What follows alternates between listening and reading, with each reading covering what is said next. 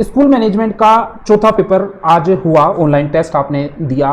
Paper का स्तर कैसे था इसके बारे में आप जरूर बताएं। और जो लोग हमारे चैनल पे पहली बार आए हैं और स्कूल व्याख्या तक तैयारी कर रहे हैं तो इस वीडियो के डिस्क्रिप्शन में हमारे सभी सोशल नेटवर्क साइट्स के लिंक मिल जाएंगे, वहां जाके आप हमारे से संपर्क कर सकते हैं। आज का जो पेपर है वो राजस्थान की शिक्षा के क्षेत्र में जो अनुप्रयोग हो रहे हैं, जैसे दीक्षा है, निष्ठा है, स्माइल है, इस प्रकार की जो अनुप्रयोग हैं उनके बारे में, और विशेषकर जो राजस्थान की शैक्षिक संस्थाएं हैं जैसे राजस्थान राज्य पाठ्य पुस्तक मंडल है, राजस्थान माध्यमिक शिक्षा बोर्ड है, इस प्रकार की जो संस्थाएं हैं उनको बेस मान के जो है आज का प्रश्न पत्र का निर्माण करवाया गया है। तो चलिए शुरू करते हैं कि आज के प्रश्न पत्र में आपने क्या क्या प्रश्न गलत किए और वो गलत किए तो क्यों किए, तो इनका व्याख्या और जो है ना आंसर हम इस वीडियो में देखेंगे। आज के पेपर का पहला प्रश्न दीक्षा पोर्टल से है और कुछ प्रश्न इसी प्रकार के होंगे दीक्षा से संबंधित। तो निम्नलिखित में से दीक्षा का पूरा नाम क्या है, तो आपका digital infrastructure for knowledge sharing इसका नाम है। दूसरा प्रश्न, दीक्षा पोर्टल की शुरुआत कब और किसके द्वारा की गई, तो मानव संसाधन विकास मंत्रालय एचआरडी मिनिस्ट्री, जिसको वर्तमान में शिक्षा मंत्रालय के रूप में परिवर्तित कर दिया गया है, 5 सितंबर 2017 को मानव संसाधन विकास मंत्रालय द्वारा दीक्षा पोर्टल की शुरुआत की गई थी। आगे चलते हैं तीसरे प्रश्न की तरफ। दीक्षा पोर्टल के संदर्भ में नीचे कुछ कथन दिए हुए हैं, इन कथनों में से असत्य कथन का चयन आपको करना था। देखिए, दीक्षा पोर्टल पर समस्त शिक्षक प्रशिक्षण प्राप्त कर सकते हैं, बिल्कुल सही है। इस पोर्टल पर कक्षा 1 से लेकर 12 तक की सभी छात्रों के लिए पाठ्य सामग्री उपलब्ध है, यह भी सही है। इस पोर्टल पर स्नातकोत्तर तक के छात्रों का पठन सामग्री उपलब्ध नहीं है, ये यहां पे नहीं आना चाहिए था, तो ये तो विकल्प आपका सही हो गया, लेकिन लाइन गलत है ये, क्योंकि दीक्षा पोर्टल पर कक्षा 1 से लेकर ग्रेजुएशन तक, स्नातकोत्तर पोस्ट ग्रेजुएशन तक के विद्यार्थियों के लिए कंटेंट भरा पड़ा है। तो विशाल ई एजुकेशन सेंटर है, जब आपका कोविड की स्थिति रही उस समय दीक्षा पोर्टल ने बड़ा साथ दिया स्टूडेंट्स का और टीचर्स दोनों का। तो यहाँ पे जो तीसरा ऑप्शन है वो आपका सही आंसर हो जाएगा। चौथा विकल्प अपने को पढ़ना है, दीक्षा पोर्टल की शुरुआत मानव संसाधन विकास मंत्रालय द्वारा 5 सितंबर 2017 को की गई थी, स्टेटमेंट आपका सही है। चौथा प्रश्न, दीक्षा पोर्टल के संदर्भ में निम्नलिखित में से क्या असत्य है उसका चयन करना है। इस पोर्टल पर ऑनलाइन और ऑफलाइन दोनों तरह के प्रशिक्षण प्राप्त कर सकते हैं, बिल्कुल सही है। दीक्षा पोर्टल 15 भाषाओं में पाठ्य सामग्री उपलब्ध करवा रहे हैं, बिल्कुल सही है। इस पोर्टल पर एनसीईआरटी की किताबें कक्षा 1 से लेकर 10 तक की पाठ्य सामग्री क्यूआर कोड के साथ उपलब्ध है। देखिए, दीक्षा पोर्टल पे कंटेंट तो आपको पोस्ट ग्रेजुएशन तक मिल जाएगा, लेकिन क्यूआर जो फैसिलिटी है जिसको अपन स्कैन करके देख सकते हैं वो कक्षा 1 से 10 तक का ही है। तो ये तीनों स्टेटमेंट सही हैं। इस पोर्टल पर शिक्षकों के लिए कोई पठन सामग्री उपलब्ध नहीं है, तो ये स्टेटमेंट आपका गलत है, क्योंकि इसमें शिक्षकों के प्रशिक्षण और पाठ्य सामग्री के बारे में भी काफी कुछ कंटेंट दिया हुआ है। पांचवा प्रश्न है, दीक्षा पोर्टल पर निम्नलिखित में से कौन सी भाषा में पाठ्य सामग्री उपलब्ध नहीं है। देखिए, अभी बात की थी हम लोगों ने कि 15 भाषाएं हैं जिसमें दीक्षा पोर्टल पे कंटेंट उपलब्ध करवाया हुआ है। इन 15 भाषाओं का आपको सरसरी दृष्टि से देख के रखना है, क्योंकि पूछा जा सकता है कि कौन सी भाषा है और कौन सी नहीं है, इस प्रकार के प्रश्न करके। तो दीक्षा पोर्टल पे जो 15 भाषाएं हैं उनमें गुजराती, कन्नड़, उर्दू है, तेलुगु, तमिल, मलयालम है, मराठी, ओडिसी, छत्तीसगढ़ी और सिंधी भी है, लेकिन ना तो राजस्थानी है, ना त्रिपुरी है और ना हैदराबादी की कोई भाषा होती ही नहीं है। तो 4 नंबर का ऑप्शन आपका सही आंसर होगा। और ये कौन कौन सी भाषाएं हैं जो जिसमें पाठ्य सामग्री उपलब्ध है, तो 15 भाषाओं के बारे में आपको ध्यान रखना है। अंग्रेजी, बंगाली, हिंदी, असमिया, गुजराती, कन्नड़, उर्दू, तेलुगु, तमिल, मलयालम, मराठी, ओडिसी, छत्तीसगढ़ी और सिंधी ये भाषाएं हैं। छठा प्रश्न है, स्कूली शिक्षा में हाल ही में अत्यधिक चर्चित दीक्षा क्या है, तो दीक्षा के बारे में हमने अभी बात की थी। ये राष्ट्रीय मंच है जहां पर विद्यार्थी और शिक्षकों के लिए पाठ्य सामग्री उपलब्ध है, पठन और पाठ्यन दोनों सामग्रियां इस पे उपलब्ध हैं। तो आपका सीखने सिखाने का एक राष्ट्रीय मंच आपका आंसर हो जाएगा। 7वां प्रश्न है, निम्नलिखित में से कौन दीक्षा ऐप के संस्थापक हैं। देखिए, उस समय जो मानव संसाधन विकास मंत्रालय के मंत्री थे सितंबर 2017 में, उस समय आपके वेंकैया नायडू के पास मंत्रालय था और उन्हीं के द्वारा जो है ये आपका दीक्षा ऐप बनाया गया था। निष्ठा की फुल फॉर्म बहुत महत्वपूर्ण है और निष्ठा की फुल फॉर्म आपको याद रखनी है। निष्ठा की फुल फॉर्म के बारे में पूछा है, national initiative for school head and teachers holistic advancement इसका अर्थ है। और हिंदी में पूछे तो स्कूल प्रमुख और शिक्षक की समग्र उन्नति के लिए राष्ट्रीय पहल इसका पूर्ण नाम है। तो ये आपको ध्यान रखना है, दूसरे नंबर का विकल्प आपका सही आंसर हो जाएगा। 9वां प्रश्न है, किस स्टेज पर खिलौनों द्वारा सीखने की सबसे अधिक आवश्यकता होती है। तो फाउंडेशन और जो प्रिपरेटरी स्टेज है जिसको हम लोग 7 साल 8 साल की उम्र तक मानते हैं, वहां आपको जो है बच्चे को सीखने और सिखाने के लिए खिलौनों की सबसे ज्यादा आवश्यकता होती है। ठीक है, 10वें प्रश्न की तरफ चलते हैं। शिक्षा में आधुनिक अनुप्रयोग दीक्षा कार्यक्रम के संदर्भ में नीचे कुछ कथन दिए गए हैं, उनको ध्यान से पढ़ें और अप्रासंगिक उत्तर का चयन करना है। मतलब आपको यहाँ पे जो गलत स्टेटमेंट है वो उसका चयन करना है। स्वदेशी खिलौने बच्चों को संस्कृति के साथ संबंध करते हैं, बिल्कुल सही है। रिंग सेट पजल्स क्रमबद्धता प्रत्येक को सिखाने में सहायता करते हैं, ये भी सही है। 6 से 8 वर्ष की आयु में बच्चे संरचित तरीके से दूसरों के साथ खेलने की इच्छा का प्रदर्शन करते हैं, ये भी सही है। 12-13 वर्ष की आयु वर्ग पर खिलौना आधारित शिक्षण प्रारंभ किया जाना चाहिए। तो 12-13 साल की तो बहुत लंबी उम्र हो जाती है, 2-3 वर्ष की आयु में ही आपको ये कार्य करना होगा। तो ये आपका चौथे नंबर का ऑप्शन आपका अप्रासंगिक है। फाउंडेशन स्टेज पर खेल व गतिविधि आधारित पद्धति का क्रियान्वयन करने का आवश्यक घटक क्या है? ये बाल अनुकूल परिवेश सामान्य सा प्रश्न है। आगे की तरफ चलते हैं। शिक्षा में आधुनिक अनुप्रयोग दीक्षा कार्यक्रम के संदर्भ में निम्नलिखित में से कौन सा DIY आइडिया नहीं है? तो बाजार में खिलौना हवाई जहाज खरीदना इसका संबंधित नहीं है। बाकी कागज के प्यालों का इस्तेमाल किए हुए कैसे से खिलौना टेलीफोन और टॉयलेट रोल्स की सहायता से खिलौना रेलगाड़ी बनाना और शटल कॉक बॉक्स की सहायता से कैलाइडोस्कोप बनाना, ये आपकी DIY आइडिया से संबंधित है। DIY की फुल फॉर्म पूछा था, इसका अर्थ था do it yourself, do it yourself. ठीक है, आगे चलते हैं। राजस्थान में स्माइल 3 में निम्नलिखित में से कब से चालू किया गया? तो स्माइल 3 जो है कोविड जो सेकंड रहा आपका जून 21 जून 2021 से स्माइल 3 प्रोग्राम राजस्थान में चालू कराया गया था। स्माइल प्रोग्राम की फुल फॉर्म क्या है? तो social media interface for learning engagement इसकी फुल फॉर्म है। और ये आपको जिस प्रकार निष्ठा की फुल फॉर्म पूछी जा सकती है, स्माइल की भी फुल फॉर्म आपको पूछी जा सकती है। 16वें प्रश्न की तरफ चलते हैं। निम्नलिखित में से राजस्थान में संचालित नवाचारी कार्यक्रम कौन सा नहीं है? देखिए, स्माइल प्रोग्राम चल रहा है, शिक्षा दर्शन भी चल रहा है, शिक्षा वाणी भी चल रहा है, लेकिन ताजमहल नहीं चल रहा है। ताजमहल का मतलब हवा महल है, ये तो हवा महल यहाँ होता तो सही था। तो यहाँ पे ताजमहल आपका सही आंसर प्रश्न का हो जाएगा। तो यहाँ पे हवा महल कार्यक्रम भी राजस्थान में चलता है, जो शनिवार को आता है और उसको हर्षित शनिवार के नाम से जाना जाता है। निम्नलिखित में से राजस्थान में संचालित किस नवाचारी कार्यक्रम राजस्थान में हर्षित शनिवार के नाम से जाना जाता है? तो अभी मैंने आपको बताया हवा महल इसका सही आंसर होगा। समग्र शिक्षा अभियान का पुनः आरंभ निम्नलिखित में से कब किया गया? तो समग्र शिक्षा अभियान का पुनः आरंभ जो है समसा 2 के नाम से 4 अगस्त 2021 को इस कार्यक्रम की पुनः शुरुआत की गई है। अब इसकी प्रिंट आपको PDF मिल जाएगी, उसको आप प्रिंट करवा के पढ़ सकते हैं। वर्तमान में शैक्षिक प्रशासन प्रबंध की दृष्टि से राजस्थान को कितने मंडल और संभाग में बांटा गया है? तो आपको 9 शिक्षा मंडलों का नाम ध्यान रखना है। नव भारत साक्षरता कार्यक्रम के संदर्भ में क्या गलत है? 4 स्टेटमेंट है और इसमें कोई सा गलत है तो उसका चयन आपको करना है। कार्यक्रम का उद्देश्य राज्यों एवं केंद्र शासित प्रदेशों को 15 वर्ष और उससे अधिक आयु वर्ग में गैर साक्षर लोगों को साक्षर करना इसका कार्य है। इसकी जो अवधि है वर्ष 2022-23 से 2026-27 तक रखी गई है, ये भी सही है। और क्रियान्वयन अवधि के दौरान पूरे देश में 15 करोड़ जो गैर साक्षर बचे हुए हैं अब भी भारत में, उनको साक्षर करने का इसका कार्यक्रम है। तो इनमें कोई भी कथन गलत नहीं है, सारे कथन सही है। चौथा ऑप्शन आपका सही आंसर हो जाएगा।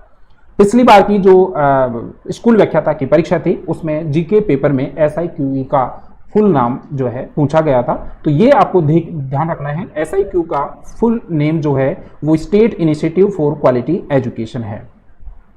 यहाँ पे आपको कंफ्यूज करने के लिए समान शब्द दिए, देखिए यहाँ पे स्लेट है स्टेट की जगह, यहाँ पे यह क्वांटिटेटिव है क्वालिटी की जगह, फिर यहाँ पे स्टेट की जगह सैटेलाइट लिख दिया। तो इस प्रकार के प्रश्नों को जो है आपको बहुत ध्यान से पढ़ना है, अन्यथा आप हजारों से नीचे एक साथ जाएंगे।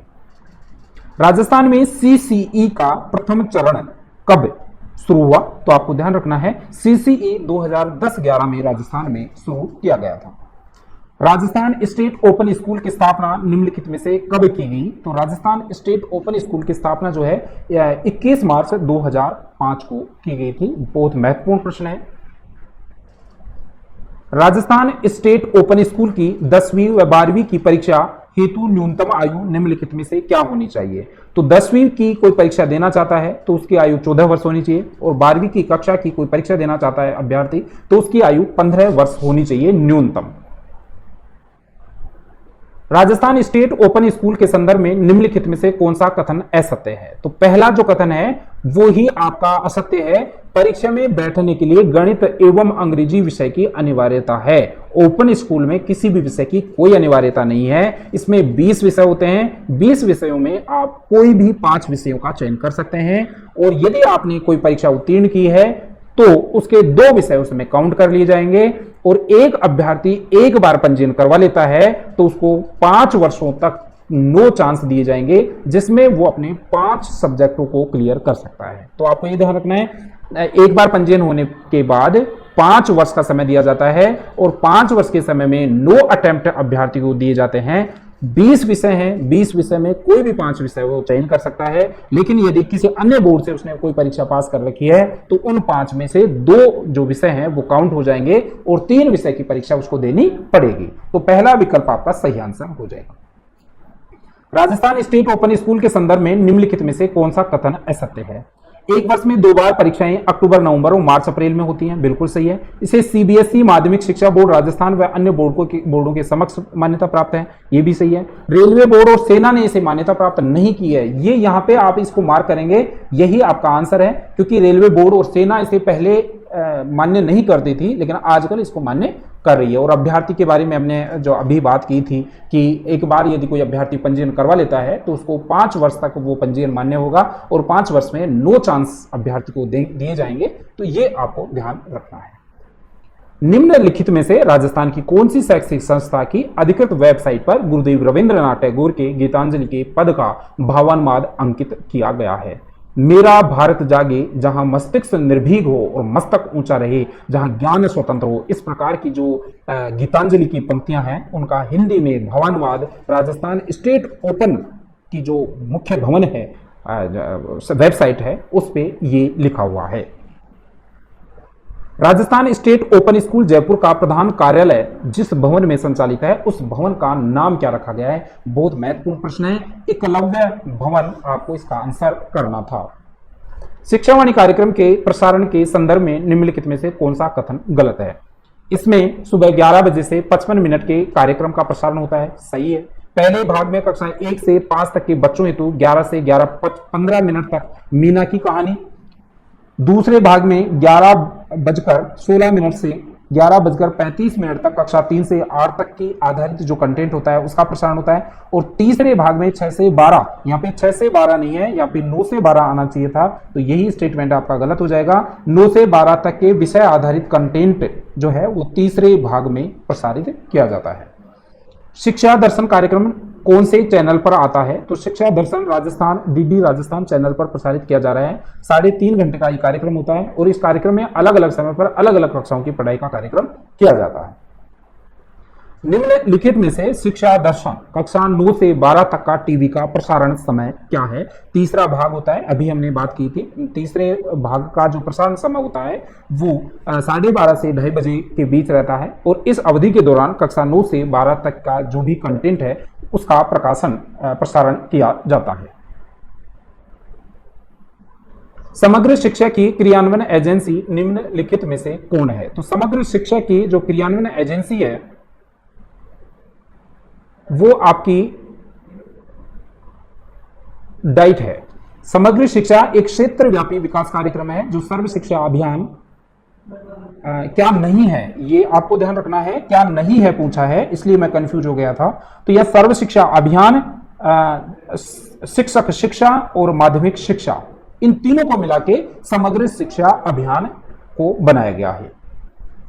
वर्ड थिंकिंग डे, हालांकि जो आपका विश्व गाइड और गाइड संस्थाओं से संबंधित जो प्रश्न पूछे जाने चाहिए थे वो आपके सिलेबस में स्किप कर दिए हैं, आयोग ने हटा दिए हैं, लेकिन फिर भी ये प्रश्न आपके जो समसामयिक घटनाक्रम से संबंधित होकर पूछा जा सकता है कि वर्ड थिंकिंग डे या विश्व चिंतन दिवस 2022 की थीम निम्नलिखित में से क्या है? तो आपको ये ध्यान रखना है, चारों सालों की थीम यहाँ पे दे दी गई है। वर्ष 2021 में स्टैंड टुगेदर फॉर पीस थी, वर्ष 2022 में our world our equal future the environment and gender equality था, और 23 और 24 की आपको पीडीएफ में लिख रखी है। Our world our thriving future the environment and global poverty 2013 की है, और world our peaceful future the environmental and peaceful security आपकी 2024 की है। एसएसए योजना के अंतर्गत 10वीं पंचवर्षीय योजना के तहत केंद्र में राज्य सरकार के मध्य वित्तीय भागीदारी अनुपात के मानक क्या थे? तो आपको ये ध्यान रखना है 75:25 आपका इसमें मानक था, और इससे संबंधित संपूर्ण डिटेल आपको पीडीएफ में मिल जाएगी। एसएसए योजना के संदर्भ में निम्नलिखित में से कौन सा या कौन से कथन असत्य है? देखिए, एसएसए की नोडल एजेंसी पहले प्रारंभिक शिक्षा परिषद थी, लेकिन वर्तमान में राजस्थान स्कूल शिक्षा परिषद है। बिल्कुल सही है। 24 मई 2018 को रमसा और एसएसए को मिलाकर समग्र शिक्षा अभियान लागू किया गया, ये भी सही है। और समसा समग्र शिक्षा अभियान का जो नारा है, सबको शिक्षा अच्छी शिक्षा है, ये भी सही है। और समसा 2.0 में केंद्र और राज्य का अनुपात 70:30 रहेगा, ये कथन गलत है, क्योंकि समसा 2 में रमसा 2 में जो वित्तीय अनुपात का रेशा है वो 60:40 का है। 60:40 का रेशो आपका रहेगा, 70:30 का नहीं। किस वर्ष में राष्ट्रीय ई गवर्नेंस योजना एनईजीपी प्रारंभ की गई थी? तो आपको ये ध्यान रखना है, वर्ष 2006 में राष्ट्रीय ई गवर्नेंस योजना की शुरुआत की गई थी। राजस्थान माध्यमिक शिक्षा बोर्ड के संगठनात्मक ढांचे में राज्य सरकार द्वारा नामित सदस्यों की संख्या कितनी है? तो आपको ये ध्यान रखना है, इसमें जो नामित सदस्य हैं वो राज्य सरकार द्वारा जो मनोनीत सदस्य हैं उनकी संख्या 17 होती है। इसमें एक अध्यक्ष होता है, अध्यक्ष की जो नियुक्ति होती है वो राज्य सरकार द्वारा मनोनीत होती है। इसमें एक उपाध्यक्ष और पदेन सदस्यों की संख्या 7 होती है। 2 सदस्यों को विधानसभा अध्यक्ष निर्वाचित करता है, मनोनीत करता है। 7 सदस्य निर्वाचित होते हैं और 2 सदस्य आपके सह आवरण सदस्य होते हैं। इस प्रकार राजस्थान माध्यमिक शिक्षा बोर्ड का पूरा संगठन होता है। राजस्थान माध्यमिक शिक्षा बोर्ड के संदर्भ में निम्नलिखित में से कौन सा कथन सही नहीं है? मुदालियर शिक्षा आयोग की अनुशंसा पर इसका गठन किया गया, बिल्कुल सही है। 4 दिसंबर 1957 में जयपुर में राजस्थान माध्यमिक शिक्षा बोर्ड की स्थापना की गई, ये भी सही है। 1961 में से जयपुर से अजमेर स्थानांतरित कर दिया गया, ये भी सही है। और सचिव सहित इसमें कुल 48 सदस्य होते हैं, ये गलत है, क्योंकि 48 नहीं, इसमें 42 सदस्य होते हैं, और इसलिए ये प्रश्न आपका यहाँ पे गलत होते हैं। ये 42 में भी आपको ये ध्यान रखना है, एक सचिव होता है और 41 सदस्य बराबर 42 कुल सदस्य होते हैं। 39वां है, कौन से दिन माह एवं वर्ष को SIERT को RSCERT के रूप में पुनर्गठन किया गया? 14 अगस्त 2018 का आपको ध्यान रखना है। 1961 में NCERT की स्थापना हुई थी, उसी की अनुशंसा के उसी की पहल के बाद 1978 में मेहरोत्रा समिति की सिफारिश के आधार पर SIERT की स्थापना की गई थी, जिसे 14 अगस्त 2018 को उसको RSCERT बना दिया गया है। 40वां प्रश्न, निम्नलिखित में से कौन सा भाग SIERT का है? तो आपको यह ध्यान रखना है, इसमें जो SIERT उदयपुर है, मेहरोत्रा समिति की सिफारिश पे 1978 में इसको स्थापित किया गया था। तो SIERT उदयपुर में जो अनुभाग हैं वो 9 हैं। उन 9 अनुभागों के बारे में आपको ध्यान रखना है, क्योंकि कौन सा है और कौन सा अनुभाग नहीं है SIERT में, इससे संबंधित करके प्रश्न जरूर पूछा जा सकता है। तो पहला जो भाग है वो मानविकी और समाज विज्ञान अनुभाग है, दूसरा विज्ञान और गणित अनुभाग है, तीसरा मनोवैज्ञानिक आधार एवं व्यावसायिक शिक्षा अनुभाग है, चौथा शिक्षक शिक्षा अनुभाग, 5वां शैक्षिक आयोजन तथा प्रशासनिक अनुभाग, 6वां शैक्षिक प्रौद्योगिकी अनुभाग है, 7वां शैक्षिक अनुसंधान तथा प्रसार सेवा विभाग, शिक्षा क्रम एवं मूल्यांकन विभाग 8वां है, और अनौपचारिक एवं वंचित वर्ग शिक्षा अनुभाग 9वां है। इस प्रकार के 9 अनुभाग हैं, और ऊपर दिए गए जो विकल्प हैं वो सारे के सारे इसी में हैं, इसलिए 4 नंबर का आंसर आपका सही आंसर हो जाएगा। RSCERT के बारे में आपको ध्यान रखना है, 2018 में NCERT जो 1978 में बनी थी उसको यहां पे 2018 में RSCERT बनाया गया था। तो इसका RSCERT का निम्न में से कौन सा कार्य नहीं है? तो कक्षा 1 से 8 तक के पाठ्यक्रम का निर्माण, मार्गदर्शन और सहयोग प्रदान करना इसका अर्थ है, बिल्कुल सही है। प्रधानाचार्य से लेकर लिपिक एवं आंगनबाड़ी कार्यकर्ताओं तक का प्रशिक्षण का कार्य भी करती है, ये भी सही है। राष्ट्रीय तथा राज्य प्रतिभा खोज परीक्षा हेतु विद्यार्थियों को कोचिंग प्रदान करना इसका कार्य है। राजस्थान माध्यमिक शिक्षा बोर्ड के सचिव हेतु नाम निर्देश करने से इसका कोई संबंध नहीं है, इसलिए 4 नंबर का आंसर आपका इस प्रश्न का हो जाएगा। कौन से वर्ष में डीडी ज्ञान दर्शन 1 का प्रारंभ किया गया? तो डीडी ज्ञान दर्शन 1 की शुरुआत जो है वो 26 जनवरी सन 2000 में हुई थी, और डीडी ज्ञान दर्शन 2 की शुरुआत जो है वो 26 जनवरी 2003 में की गई थी। डीडी ज्ञान दर्शन के संदर्भ में निम्नलिखित में से कौन सा कथन असत्य है? डीडी ज्ञान दर्शन 1 की नोडल एजेंसी एनसीईआरटी है, सही है। डीडी 2 ज्ञान दर्शन 2 की नोडल एजेंसी आईआईटी दिल्ली है, ये भी सही है। डीडी ज्ञान दर्शन 1 का अपलिंकिंग आधार जिसे 10 है, ये भी सही है। और डीडी ज्ञान दर्शन 1 एक रेडियो चैनल नहीं है, एक दूरदर्शन चैनल है, रेडियो चैनल गलत बता दिया, ये एक टीवी चैनल है, इसलिए 4 नंबर का आपका आंसर हो जाएगा। ज्ञानवाणी निम्नलिखित में से क्या है? तो ज्ञानवाणी 7 नवंबर 2001 को लॉन्च की गई थी। एक एफएम रेडियो नेटवर्क है जो जिसका प्रसारण हिंदी, अंग्रेजी और लोकल जो लैंग्वेज होती है, डायलेक्ट होती है, भाषा होती है, उसमें इसका प्रसारण किया जाता है। तो ये भी आपको ध्यान रखना है, भारत में 1993 में ही एफएम रेडियो चैनल की शुरुआत हो गई थी, लेकिन आपका ज्ञानवाणी की शुरुआत 7 नवंबर सन 2001 में की गई थी। ज्ञानवाणी निम्नलिखित में से क्या है? तो आपका ये टीवी रेडियो नेटवर्क है, ये आपको ध्यान रखना है। निम्नलिखित में से कौन सा कथन असत्य है? ऐसा से 2001 में सब पढ़े सब बड़े के नारे के साथ शुरू हुआ, जिसे जन आंदोलन की संज्ञा दी गई, बिल्कुल सही है। 4 अगस्त 2021 को समग्र शिक्षा अभियान 2.0 को मंजूरी दी गई, ये भी सही है। समसा का नारा सबको शिक्षा, अच्छी शिक्षा, ये भी सही है। समग्र शिक्षा अभियान 2.0 का कार्यकाल 1 अप्रैल 2021 से 31 मार्च 2036 तक होगा। तो यहाँ पे 36 नहीं होगा, इसका जो कार्यकाल है 2026 तक होगा। तो ये स्टेटमेंट यहाँ पे गलत है। नीचे आपको वर्णन है सारा जो है, कब कौन सी संस्था बनी, क्या उसका वित्तीय अनुपात है और कौन सी पंचवर्षीय योजना में उसका क्या स्थिति रही, ये सारी आपको पीडीएफ में मिल जाएगी। 24 मई 2018 को समग्र शिक्षा अभियान को समसा लागू किया गया था, इसके बारे में आपको ध्यान रखना है। समग्र शिक्षा अभियान 2.0 का कार्यकाल क्या है? तो आपको ये ध्यान रखना है 1 अप्रैल 2021 से 31 मार्च 2026 जो है आपका कार्यकाल रहेगा। यहाँ पे 26 गलत ऑप्शन यहाँ किसी में है नहीं, तो ये 26 आप इसको मान के चलिए, ठीक है। सर्व शिक्षा अभियान भारत के संविधान के किस अनुच्छेद द्वारा अनिवार्य किया गया है? 84वां संविधान संशोधन, 86वां, 85वां, 88वां। तो यहाँ पे आपको ध्यान रखना है 86वां संविधान संशोधन है, जिसके तहत अनुच्छेद 21 में अनुच्छेद 21A जोड़ा गया था और इसमें राज्य के 6 से 14 साल तक के जो भी बच्चे हैं उनको निःशुल्क और अनिवार्य शिक्षा उपलब्ध करवाने का प्रावधान किया गया था। भारत का संविधान संशोधन 86वां संविधान संशोधन अधिनियम 2002 के संदर्भ में निम्नलिखित में से कौन सा नया अनुच्छेद जोड़ा गया था? तो अनुच्छेद सारे ही हैं। अनुच्छेद 21 में 21A जोड़ दिया गया था, अनुच्छेद 45 जोड़ा गया था और नीति निर्देशक तत्वों में जो सिद्धांत हैं उनमें अनुच्छेद 51 में 51A जोड़ा गया था। तो ये सारे ही आपके सही हैं। राजस्थान के किन 2 जिलों में राजकीय IASE अर्थात उच्च अध्ययन शिक्षण संस्थान स्थित हैं? तो राजकीय तो अजमेर आपके अजमेर और बीकानेर में है और जो निजी है वो उदयपुर और चूरू में है। आपको ये ध्यान रखना है कि बीएड और एमएड और सेवापुर और सेवाकालीन प्रशिक्षण शोध कार्य के लिए माध्यमिक शिक्षा निदेशालय के नियंत्रण में राजस्थान में 2 तो राजकीय IASE हैं जो बीकानेर और अजमेर में, और 2 निजी हैं, एक उदयपुर में है और एक चूरू में है। ये आपको ध्यान रखना है। शैक्षिक सेवाओं के लिए समर्पित भारत का पहला उपग्रह निम्न में से कौन सा था? तो शैक्षिक सेवाओं को समर्पित भारत का पहला जो शैक्षिक उपग्रह है वह एजुसेट था और 20 सितंबर 2004 को श्रीहरिकोटा आंध्र प्रदेश से इसको 7 वर्ष के लिए अंतरिक्ष में भेजा गया था। 2014 में इसको ऑफ काल जो है वो 12 वर्ष और बढ़ा दिया गया था। राजस्थान में एजुसेट योजना का शुभारंभ कब और कहां किया गया? तो राजस्थान में एजुसेट कार्यक्रम की शुरुआत 22 अप्रैल 2006 को किया गया था शिक्षा संकुल जयपुर में। राजस्थान के किन 2 जिलों को निजी IAS उच्च अध्ययन शिक्षण संस्थान स्थित हैं? अभी मैंने आपको बताया था राजस्थान में 4 IASE हैं, 2 निजी हैं और 2 आपके जो हैं वो सरकारी हैं। तो अजमेर और आपका बीकानेर में आपके गवर्नमेंट के हैं और उदयपुर और चूरू में आपके निजी हैं। तो नीचे आपके उदयपुर और चूरू वाला आंसर आपका सही आंसर हो जाएगा।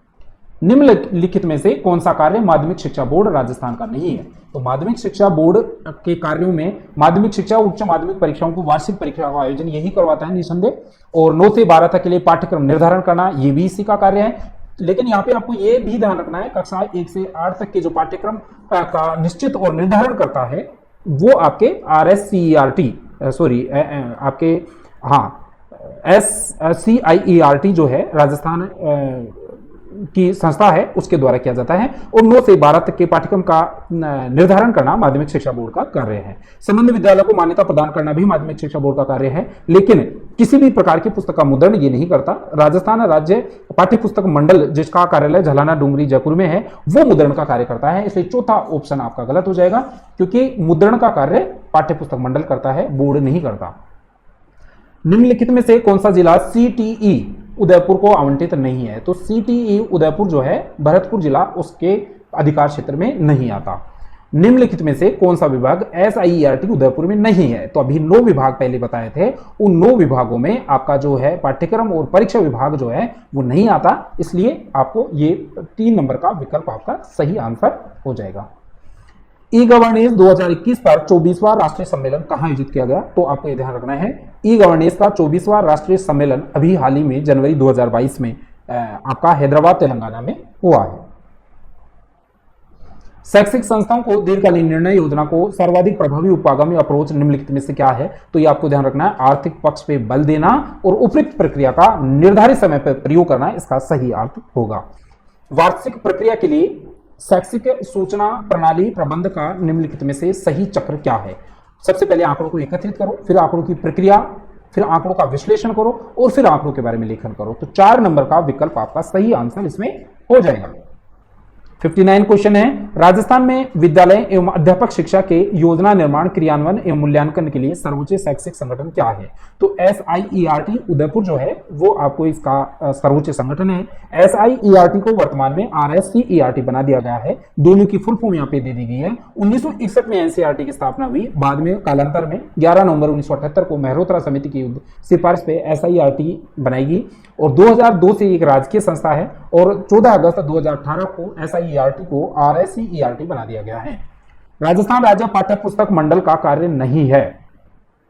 पाठ्य पुस्तक का मूल्य पर उपलब्ध करवाना बिल्कुल सही कार्य है। शिक्षक संदर्शिकाएं प्रकाशित करना, जब ट्रेनिंग देता है तो ये भी प्रकाशित करेगा, सही है। तीसरा विकल्प है प्राथमिक और माध्यमिक कक्षाओं की पाठ्य पुस्तकों का प्रकाशन, ये भी सही है। प्रारंभिक माध्यमिक कक्षाओं का पाठ्यक्रम का निर्माण कोई नहीं करता है। राजस्थान पाठ्य पुस्तक मंडल पाठ्यक्रम का निर्माण नहीं करता। पाठ्यक्रम निर्माण का कार्य 2 संस्थाएं करती हैं। एसआईईआरटी जो उदयपुर वाली है वो 1 से 8 तक की कक्षाओं का, और board of secondary education Rajasthan है वो 9 से 12 तक की कक्षाओं का पाठ्यक्रम का निर्माण करता है। क्षेत्रीय शिक्षा संस्थान अजमेर के संबंध में निम्नलिखित में से कौन सा कथन सही नहीं है? ये है आपका, इस संस्थान में प्रवेश राजस्थान संयुक्त प्रवेश परीक्षा द्वारा होती है। यहीं पे आपको ध्यान रखना है, रीजनल में आपको इस नेशनल लेवल की परीक्षा होती है, राज्य स्तर की कोई परीक्षा होती नहीं है। निम्नलिखित में से कौन सा एक ईएमआईएस के विकास का प्रथम चरण है? तो लक्ष्य और उद्देश्यों को परिभाषित करना सामान्य प्रश्न था। सेवाकालीन शिक्षक प्रशिक्षण हेतु निम्नलिखित में से कौन सा जिला सीटीई शिक्षक प्रशिक्षण महाविद्यालय हटुंडी के अंतर्गत नहीं आता? तो कोटा जिला जो है वो हटुंडी अजमेर के अंतर्गत नहीं आता। केंद्रीय बजट 2018-19 में सर्व शिक्षा अभियान को समाहित कर दिया गया है, समग्र शिक्षा अभियान में। तो इसका जो वित्तीय अनुपात है उसके बारे में भी आपको ध्यान रखना है, 60-40 का अनुपात रहेगा। और वर्ष 1.0 का 2020 में पूर्ण हो गया था, इस वजह से इसको शुरू किया गया है। राजस्थान राज्य पाठ्य पुस्तक मंडल के संदर्भ में निम्नलिखित में से कौन सा कथन सही नहीं है? राजस्थान राज्य पाठ्य पुस्तक मंडल का मुख्यालय जयपुर में है, बिल्कुल सही है, झलाना डूंगरी में स्थित है। आरएसटीबी राजस्थान राज्य पाठ्य पुस्तक मंडल का शासी परिषद का अध्यक्ष हमेशा शिक्षा मंत्री होता है, ये भी सही है। और इसकी निष्पादन या कार्यकारी परिषद का अध्यक्ष शासन सचिव स्कूल शिक्षा होता है, ये भी सही है। राजस्थान पाठ्य पुस्तक मंडल की स्थापना 1964 में नहीं हुई थी, 1974 में हुई थी। तो ये विकल्प आपका सही आंसर हो जाएगा। राजस्थान राज्य पाठ्य पुस्तक मंडल में कितने अनुभागों में विभाजित किया गया है? तो आपको ये ध्यान रखना है, 5 अनुभाग हैं। राजस्थान राज्य पाठ्य पुस्तक मंडल के संदर्भ में निम्नलिखित में से कौन सा कथन सही नहीं है? आरएसटीबी के प्रबंधन में प्रशासन की शीर्ष शासी परिषद है, सही है। राजस्थान राज्य पाठ्य पुस्तक मंडल का मुख्यालय झलाना डूंगरी जयपुर में, ये भी सही है। इसकी शासी परिषद में 12 सदस्य होते हैं, ये भी सही है। और राजस्थान राज्य पाठ्य पुस्तक मंडल मध्य प्रदेश की तर्ज पर कार्य कर रहा है, तो ये गलत है। मध्य प्रदेश की तर्ज पे नहीं कर रहा है, गुजरात की तर्ज पे ये काम करता है, नो प्रॉफिट नो लॉस के सिद्धांत पर। निम्नलिखित में से राजस्थान राज्य पाठ्य पुस्तक मंडल का कार्य कौन सा नहीं है? पुस्तकों का प्रकाशन, मुद्रण और वितरण कार्य है, कार्मिक की नियुक्ति भी यही करता है। शिक्षा में अनुसंधान का कार्य नहीं करता। तो तीसरे नंबर का विकल्प आपका सही आंसर हो जाएगा। राजस्थान राज्य पाठ्यपुस्तक मंडल के संदर्भ में निम्नलिखित में से कौन सा कथन सही नहीं है? आरएसटीबी के प्रबंधन में प्रशासन की शीर्ष शासी परिषद है, बिल्कुल सही है। राजस्थान राज्य पाठ्यपुस्तक मंडल का मुख्यालय, ये तो हो गया ना।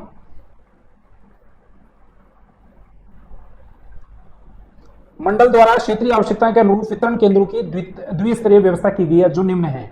एक तो आपका संभागीय वितरण केंद्र है और एक क्षेत्रीय वितरण केंद्र है। संभागीय वितरण केंद्रों की संख्या 9 है और क्षेत्रीय वितरण केंद्रों की संख्या 25 है। मंडल के लेखाधिकारी के कर्तव्य और उत्तरदायित्व है। राजस्थान राज्य पाठ्यपुस्तक मंडल नियम 1973 के कौन से नियम के में वर्णित है? तो आपको यह ध्यान रखना है, नियम संख्या 43 में लेखाधिकारी के कर्तव्य और उत्तरदायित्वों के बारे में बताया गया है। राजस्थान राज्य पाठ्यपुस्तक मंडल के संदर्भ में निम्नलिखित में से कौन सा कथन सही नहीं है? मंडल द्वारा प्रकाशित पुस्तकों का प्रथम संस्करण 1957 में उपलब्ध हुआ, सही है। पाठ्यपुस्तक मंडल प्रारंभिक शिक्षा निदेशालय से संबंधित है, ये भी सही है। ये नो प्रॉफिट नो लॉस के सिद्धांत पर कार्य करता है, ये भी सही है। और राजस्थान राज्य पाठ्यपुस्तक मंडल की नियमावली 1 अगस्त 1987 से लागू हुई। 1 अगस्त 1987 से नहीं है, 1 अगस्त 1997 से लागू हुई थी। तो 4 नंबर का विकल्प आपका इसमें सही आंसर हो जाएगा। किस वर्ष राजस्थान राज्य पाठ्यपुस्तक मंडल द्वारा कक्षा 9 से 12 तक की पाठ्यपुस्तकों का मुद्रण व वितरण का कार्य किया जा रहा है? तो वर्ष 2010 का सितंबर महीना आपको ध्यान रखना है। निम्नलिखित में से राजस्थान राज्य पाठ्यपुस्तक मंडल का अनुभाग नहीं है? प्रशासनिक अधिकारी, लेखा अनुभाग, वितरण अनुभाग और अकादमिक और निदेशन अनुभाग। तो अकादमिक और निदेशन अनुभाग इसका भाग नहीं है। राज्य की शिक्षा के क्षेत्र में स्वशासी अभिकरण का चयन करते हुए सही सेट एवं समुच्चय की पहचान आपको करनी है। तो राजस्थान मदरसा बोर्ड और राजस्थान राज्य पाठ्यपुस्तक मंडल आपका इसमें सही विकल्प हो जाएगा। राजस्थान राज्य पाठ्यपुस्तक मंडल के संदर्भ में निम्नलिखित में से कौन सा कथन सही नहीं है? आपका प्रश्न में जो है इसमें क्लियर किया गया था कि यहाँ पे जो है 1968 लिखा गया था, तो फिर ये आपका सही था। पाठ्यपुस्तक मंडल की स्थापना 19 दिसंबर 1973 को हुई थी। इसमें 9 सदस्य होते हैं और 1 से 12 तक की जो पुस्तकें हैं उसका प्रकाशन 29 सितंबर 2010 से शुरू है। और ये विकल्प आपका जो है 1958 में राजस्थान पाठ्य पुस्तक बोर्ड की स्थापना हुई थी। यहाँ पे 68 आपके प्रश्न में था, यहाँ पे बाय मिस्टेक 58 हुआ था, जो सही था। तो इस प्रकार इस विकल्प 75वां प्रश्न जो है उसका सही आंसर 4 नंबर का विकल्प होगा। साथियों, यदि आप स्कूल व्याख्याता की परीक्षा की तैयारी कर रहे हैं तो आपके लिए एक जरूरी सूचना है, आप हमारा टेस्ट सीरीज ज्वाइन कर सकते हैं। उस टेस्ट में आपको सभी महत्वपूर्ण प्रश्नों का समावेश मिलेगा और परीक्षा के लिए उत्तम मार्गदर्शन साथ में मिलेगा। आज के लिए इतना ही, कल मिलते हैं किसी नई वीडियो के साथ। धन्यवाद।